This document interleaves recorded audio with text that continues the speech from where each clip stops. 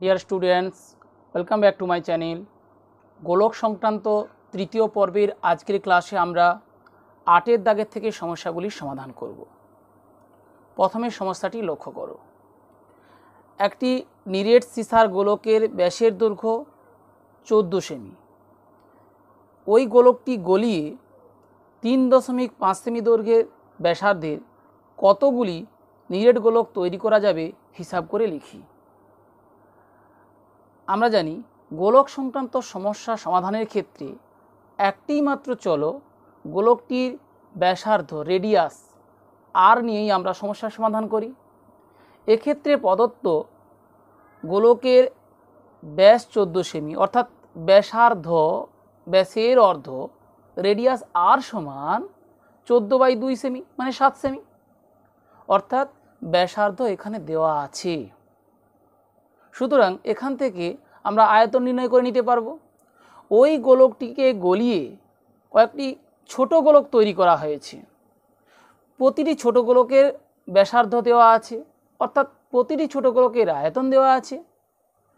বড় গোলকটির আয়তনকে ছোট গোলকগুলির প্রতিটির আয়তন দিয়ে ভাগ করলেই ছোট গোলকগুলির সংখ্যা পাওয়া যাবে। খুব সহজেই সংক্ষিপ্ত আকারে আমরা সমস্যার সমাধান করতে পারি। কিন্তু আমরা জানি মাধ্যমিক পরীক্ষাতে 14 নম্বর দাগে পরিমিতি সংক্রান্ত 3টি সমস্যা থাকে। যে কোনো 2টি সমস্যার সমাধান করতে হয়। প্রতিটি প্রশ্নের মান 4। সুতরাং এই ধরনের সমস্যার সমাধানের ক্ষেত্রে আমরা ভাষায় লিখে সমস্যার সমাধান করব। তাহলে নিরেট সিসার গোলকের ব্যাস 14 সেমি, ব্যাসার্ধ রেডিয়াস আমরা বড় হাত ধরে নিয়েছি 14/2 সেমি সমান 7 সেমি। ওই গোলকটিকে গলিয়ে যে ছোট গোলকগুলি তৈরি করা যাবে তাদের প্রতিটির ব্যাসার্ধ রেডিয়াস আমরা ছোট হাত ধরে নিয়েছি। প্রশ্নে প্রদত্ত ওই গোলকটি গলিয়ে 3.5 সেমি দৈর্ঘ্যের ব্যাসার্ধের গোলক তৈরি করা হবে। তাহলে ছোট হাত 3.5 সেমি।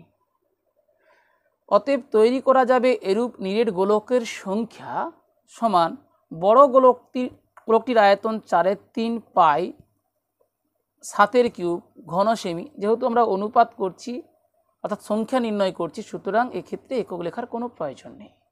2টি একক লিখলে আবার কাটতে হবে। 4/3 পাই 3.5 হোল কিউব, অর্থাৎ বড় গোলকের আয়তনকে প্রতিটি ছোট গোলকের আয়তন দিয়ে ভাগ করতে হবে। 4/3 পাই কেটে দিলাম, ইকুয়ালস 7/3.5 এর হোল কিউব। আমরা জানি a cube by B cube equals a/b এর হোল কিউব। 7কে 3.5 দিয়ে ভাগ করলে 2 এর কিউব।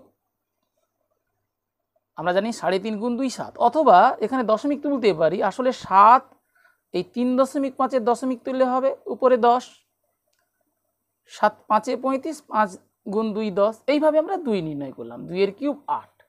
অতএব তৈরি করা যাবে এরূপ নিরেট গোলকের সংখ্যা 2 এর কিউব সমান 8। 8টি নয়, নিরেট গোলক 8টি। আমি নিরেট গোলকের সংখ্যা লিখেছি, নিরেট গোলকের সংখ্যা 8। প্রয়োজনে আবার উত্তর লিখতে পারি। অতএব ওই গোলকটি গলিয়ে 3.5 সেমি দৈর্ঘ্যের ব্যাসার্ধের 8টি নিরেট গোলক তৈরি করা যাবে। আমরা সরাসরি লিখতে পারতাম নিরেট গোলকের সংখ্যা সমান আসলে ব্যাসার্ধের অনুপাতের হোল কিউব, অর্থাৎ 7/3.5 এর হোল কিউব ইকুয়ালস 2 এর কিউব ইকুয়াল 8। দ্রুত সিদ্ধান্ত নিতে পারতাম, কিন্তু যেহেতু 4 নম্বরের প্রশ্ন থাকে, সুতরাং আমরা লিখে সমস্যাটির সমাধান করব এইভাবে। এরপরে 9 দাগের সমস্যাটি লক্ষ্য করো। গোলক সংক্রান্ত সমস্যার মধ্যে এটিই হলো সবচেয়ে গুরুত্বপূর্ণ সমস্যা। সুতরাং ভালোভাবে সমস্যার সমাধান কৌশল বুঝে নিতে হবে। 3 সেমি, 4 সেমি ও 5 সেমি দৈর্ঘ্যের ব্যাসার্ধের 3টি নিরেট তামার গোলক গলিয়ে একটি নিরেট বড় গোলক তৈরি করা হলো। বড় গোলকটির ব্যাসার্ধের দৈর্ঘ্য হিসাব করে লিখি। একটি 3 সেমি ব্যাসার্ধের তামার গোলক, আরেকটি 4 সেমি ব্যাসার্ধের তামার গোলক, আরেকটি 5 সেমি ব্যাসার্ধের তামার গোলক। তিনটিকে গলিয়ে যে নতুন নিরেট বড় গোলক তৈরি করা হবে, আসলে তার আয়তন সমান এই তিনটি গোলকের মোট আয়তন। অর্থাৎ আমরা তিনটি গোলকের আয়তনের সমষ্টি সমান নতুন বড় গোলকটির আয়তন, এইভাবে সমস্যাটির সমাধান করব। তিনটি ছোট গোলকের ব্যাসার্ধ যথাক্রমে 3 সেমি, 4 সেমি ও 5 সেমি। অতএব গোলক তিনটির আয়তন যথাক্রমে 4/3 পাই 3³ ঘন সেমি, 4/3 পাই 4³ ঘন সেমি এবং 4/3 পাই 5³ ঘন সেমি। এবারে তিনটি গোলকের আয়তনের সমষ্টি করে নিতে হবে।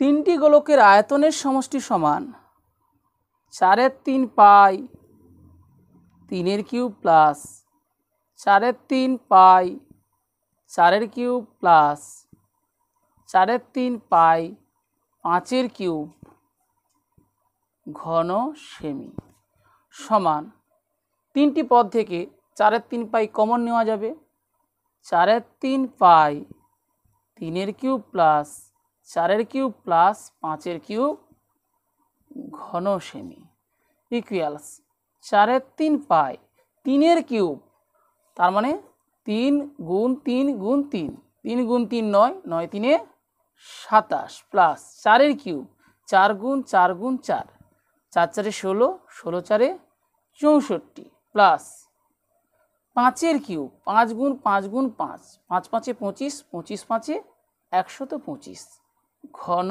সেমি সমান 4/3 পাই 5 4 9 7 16 6, হাতে থাকে 1, 3 6 9, 9 2 11 1, হাতে 1, 1 1 2, 216 ঘন সেমি।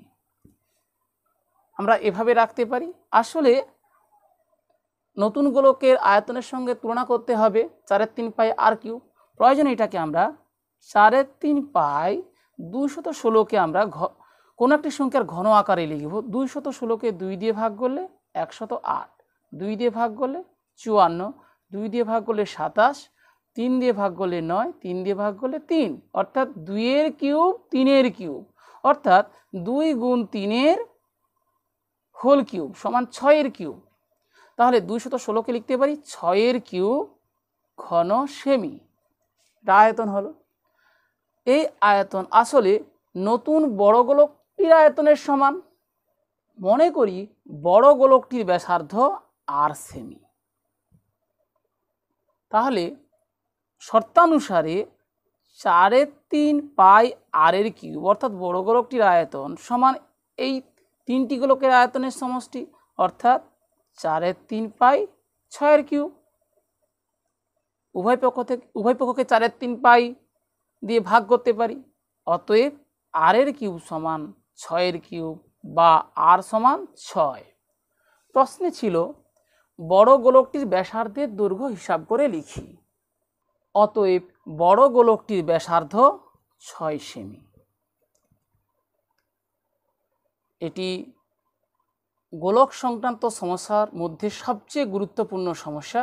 সুতরাং বারংবার অভ্যাসের মাধ্যমে আমরা সমস্যাটির সমাধান কৌশল মনে রাখব। এইভাবে পৃথক পৃথক না করে সরাসরি মনে করি বড় গোলকটির ব্যাসার্ধ r সেমি, অতএব 4/3 পাই r³ সমান 4/3 পাই এই লাইন 3³ প্লাস 4³ প্লাস 5³ সরাসরি r সমান 6 খুব সহজে নির্ণয় করা যায়। এরপর 10এর দাগের সমস্যাটি লক্ষ্য করো। একটি অর্ধ গোলাকৃতি গম্বুজের ভূমিতলের ব্যাসের দৈর্ঘ্য 42 ডেসিমিটার। গম্বুজটির উপরিতল রং করতে প্রতি বর্গমিটার 35 টাকা হিসাবে কত খরচ পড়বে হিসাব করে লিখি। উপরিতল রং করতে প্রতি বর্গমিটারে খরচ, সুতরাং আমরা প্রথমে ক্ষেত্রফল বর্গমিটারে বের করে নেব। অর্থাৎ ব্যাস এখানে 42 ডেসিমিটার অর্থাৎ ডেসিমিটার এককে আছে, এটাকে আমরা মিটার এককে প্রকাশ করে নেব। এবং ব্যাস থেকে আমরা ব্যাসার্ধ নির্ণয় করে নেব।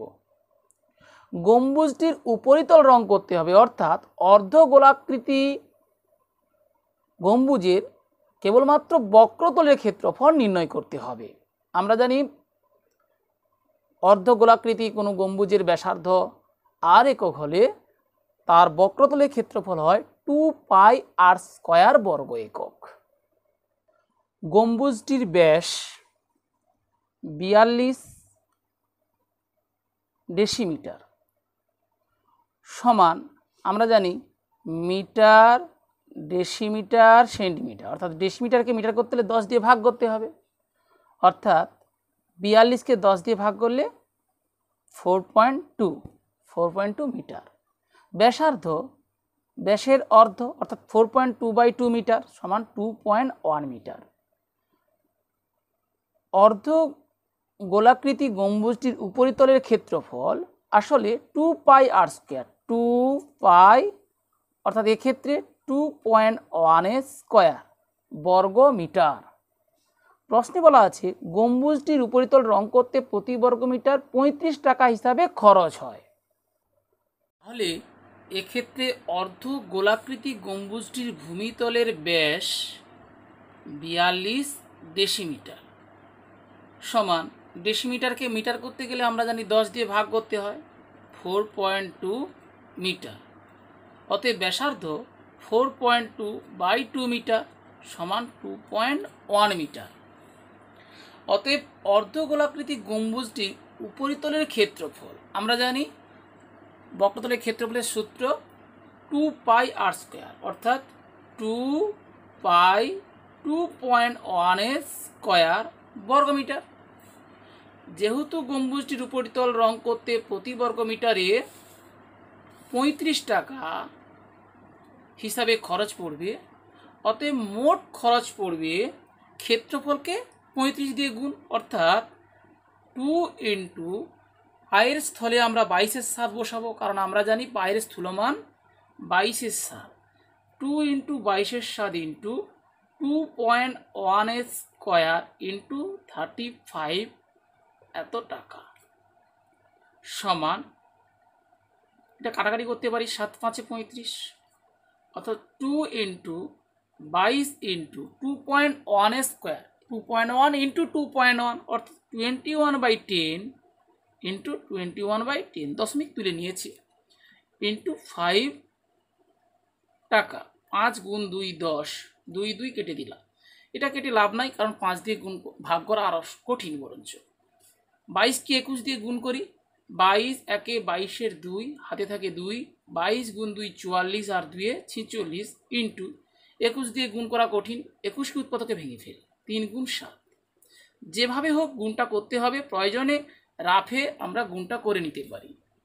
সমান 3 × 2 = 6, 3 × 6 = 18, 8 হাতে 1, 3 × 4 = 12 আর 1 13 × 7 টাকা বাই 10 ছিল, by 10 equals 7 6 42-এর 2, 4 7 8 56, 4 60 0 6, 7 3 21 R 6 87 7 2, 7 1 7 R 2 9 by 10 টাকা। 10 দিয়ে ভাগ করা খুবই সহজ, দশমিক এক অঙ্ক সরে যাবে, অর্থাৎ 9 7 0.2। আমরা টাকার ক্ষেত্রে দশমিকের পর 2 অঙ্ক ধরি, অর্থাৎ একটা শূন্য দিয়ে দিই, 20 টাকা। অতএব মোট খরচ পড়বে 970.20 টাকা। এরপর 11 দাগের সমস্যাটি লক্ষ্য করো। একটি ধাতুর পাত থেকে তৈরি দুটি ফাঁপা গোলকের ব্যাসের দৈর্ঘ্য যথাক্রমে 21 সেমি এবং 17.5 সেমি। গোলক দুটি তৈরি করতে যে পরিমাণ ধাতুর পাত লেগেছে তার অনুপাত। আসলে ফাঁপা গোলক তৈরি করতে প্রয়োজনীয় ধাতুর পরিমাণ আসলে ওই গোলকের বক্রতলের ক্ষেত্রফল, অর্থাৎ 4πr²। দুটি ফাঁপা গোলক তৈরি করা হয়েছে, প্রথমটির ব্যাস 21 সেমি, অর্থাৎ এখান থেকে আমরা ব্যাসার্ধ বের করে নেব। দ্বিতীয়টির ব্যাস 17.5 সেমি, এখান থেকে আমরা ব্যাসার্ধ বের করে নেব। উভয়ের ব্যাসার্ধকে কাজে লাগিয়ে আমরা বক্রতলের ক্ষেত্রফল অর্থাৎ 4πr² বের করে নেব এবং সেই দুটি ক্ষেত্রফলের অনুপাত নির্ণয় করতে হবে। দুটি গোলকের ব্যাসের দৈর্ঘ্য যথাক্রমে এখানে বলা আছে 21 সেমি 17.5 সেমি, অর্থাৎ 21 সেমি 17.5 সেমি। অতএব দুটি গোলকের ব্যাসার্ধ যথাক্রমে 21/2 সেমি 17.5/2 সেমি। গোলক দুটি তৈরি করতে যে পরিমাণ ধাতুর পাত লেগেছে তার অনুপাত আসলে গোলক দুটির বক্রতলের ক্ষেত্রফলের অনুপাত সমান 4π21/2 বর্গ সেমি বাই 4π17.5/2 বর্গ সেমি। দুটি সমজাতীয় রাশির অনুপাত করেছি, সুতরাং একটা লেখার প্রয়োজন নেই। ইকুয়ালস 4π কেটে দিলাম, অর্থাৎ 21/2/17.5/2 square by B square a/b whole square. এবার লক্ষ্য করো এই বন্ধনীর ভিতরে আসলে ভগ্নাংশ। আমরা জানি ভগ্নাংশের ভাগের ক্ষেত্রে এই হরের ভগ্নাংশটি উল্টে যায়, অর্থাৎ 21/2 গুণ 2/17.5 হোল স্কোয়ার। 2 বাদ দিলাম, 21/17.5কে প্রয়োজনে 175 এখানে ইন্টু 10 লিখি, অর্থাৎ হর থেকে দশমিক তুলে দিয়েছি। 5 গুণ 2 10, 5 3 15, 2 5 5 5 25, 7 3 21, 7 5 35, অর্থাৎ লবে এখানে 6, হরে 5, 6 5 whole square, 6 square by 5 square, 6 square 6 গুণ 36, 5 স্কোয়ার 5 গুণ 5 25, 36:25। অতএব গোলক দুটি তৈরি করতে প্রয়োজনীয় ধাতুর পাতের পরিমাণের অনুপাত আমরা ভগ্নাংশকে অনুপাতে প্রকাশ করতে পারি 36:25। আমরা আজকের ভিডিও